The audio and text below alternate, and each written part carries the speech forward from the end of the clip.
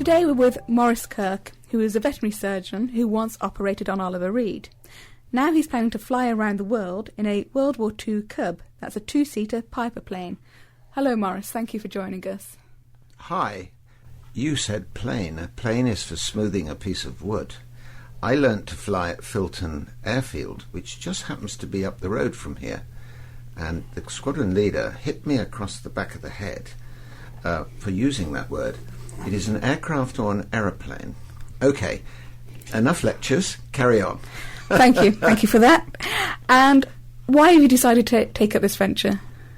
Well, I like breaking the bonds of Earth. I learnt to fly at Filton, where I met Brian Trebshaw, because we were watching the design and building of the Concorde.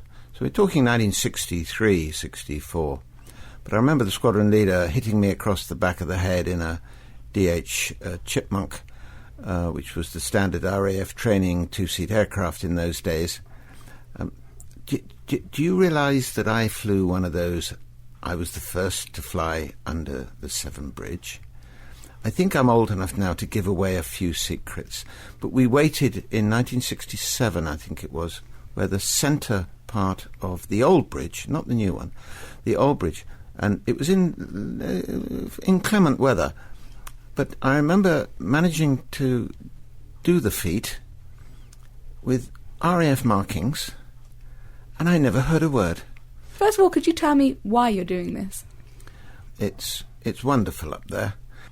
And it's always changing. The scenery is changing. I am in love with old aircraft, as old as me, and preferably older than me, pre-war.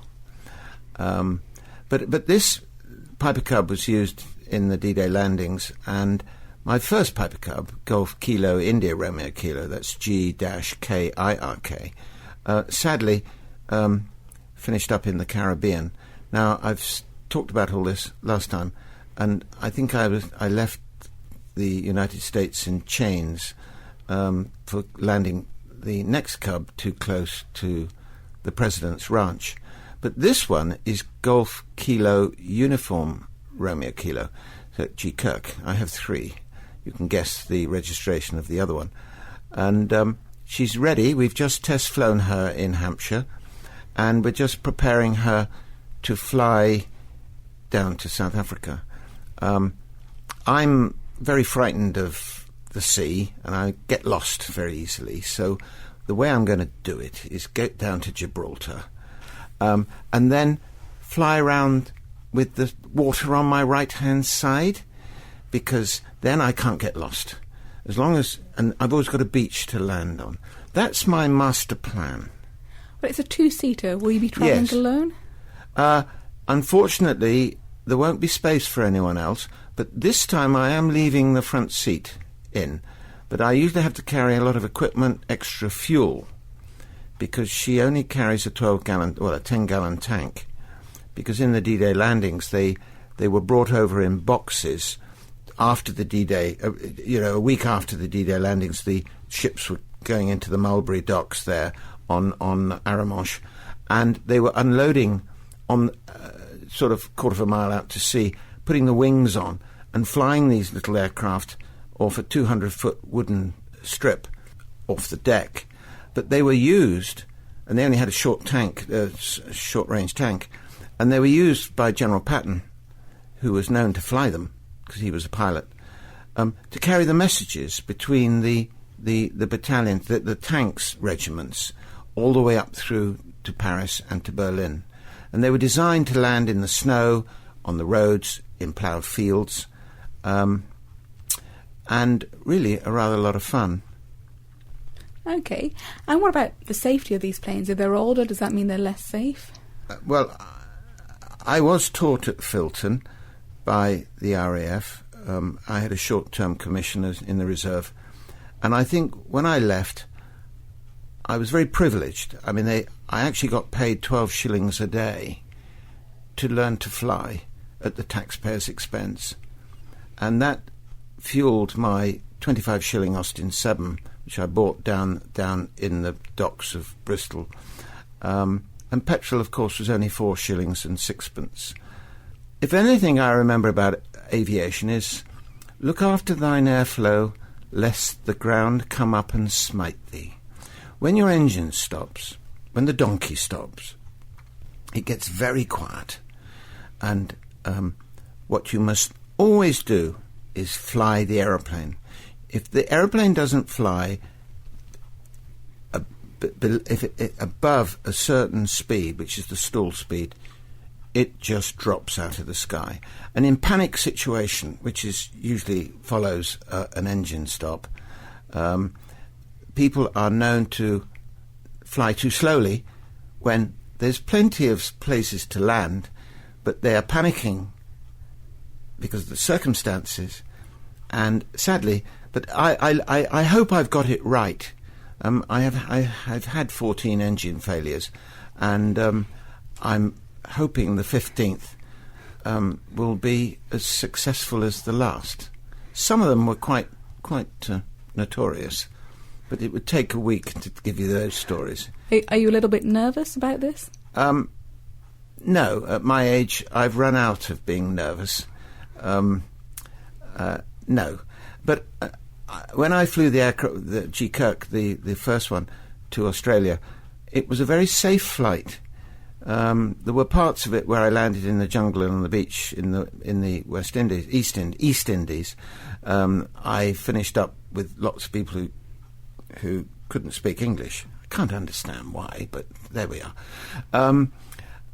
This time I'm going to Africa, and as you know, as we watch the news, my joke about keeping the water on my right-hand side may be okay, but I actually have to plan my route according to the politics of that month. I may be, in fact, going straight down the centre. I want to do certain things. I want to land her on tabletop. Okay. And you've already travelled to Australia, and where next? Where after South Africa? My dream is to get there, sample the very good wine that they make on the east coast of South Africa, and ship her to the Falklands, because when my dear old Liberty girl, who got me to Australia, New Zealand and Japan, sank in the Caribbean when I was on the way to the Falkland Islands, I swore that I would come back and get to the Falkland Islands before the RGs take our oil. After that, my swan song, because I'll be a lot older by then, I want to fly. I was a climbing instructor for a long time in North Wales, so I do want to fly slowly up the Andes, up to the Mexican border, and I'm going to ask the next president, whoever it's going to be, and there are lots in choice at the moment, I notice, to say, please, sir, madam, can I come back? Because at the moment I'm banned from America for this nonsense story that I had landed on President Bush's front lawn. When was that? That was 5 years ago. And it's nonsense, you say? Absolute nonsense, because I landed in a farmer's field, beautiful flowers. On my website there are lovely pictures of the aeroplane sitting with a bunch of flowers with black and white dairy cows. So why do they think you'd landed in Bush's garden? Well, the trouble was, I wanted to thank President Bush for saving my life, because when G. Kirk, my English aircraft, ditched off the Caicos Islands, I was getting very cold. It was getting dark, and I was in my shorts. And after 3 hours, a helicopter came out, and Julie, the pilot, dropped a rope and saved my life.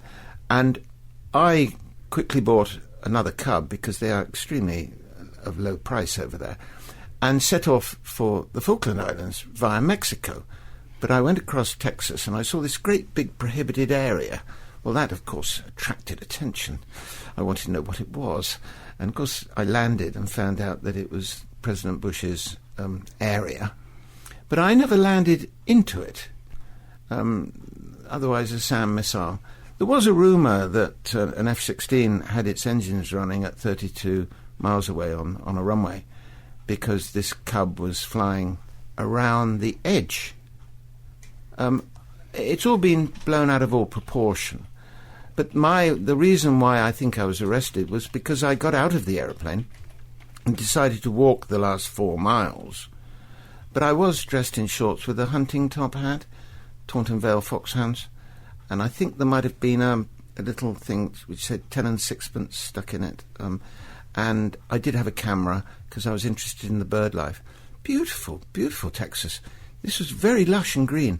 And being a country boy, I was fascinated. Okay, just to check, do you plan to drop in on anybody on this journey? Well, you know, we live by the moment, don't we? There are lots of areas of Africa that I learnt about at Taunton School. I was very good at geography. It was my best subject. But I wasn't allowed to use it. I became a veterinary surgeon instead and a commercial pilot. But there are parts of Africa I would personally love to visit. You cannot envisage until you're there smelling the flowers. And are there any people you would like to visit? Oh, well, I've become very involved with Nigerians. I've been representing a Nigerian family in the family court, which has become quite well known, the Musa case. And I've met a lot of very wonderful Nigerians, and I have promised to visit their villages. The aircraft can land almost anywhere. Tennis court, if the wind's in the right direction, as long as you take the net down in the middle, and get out. You never land an aircraft unless you can sure you can get out. Thank you, Maurice. I'm afraid that's all we have time for this evening. Thank you very much. You're listening to dialectradio.co.uk.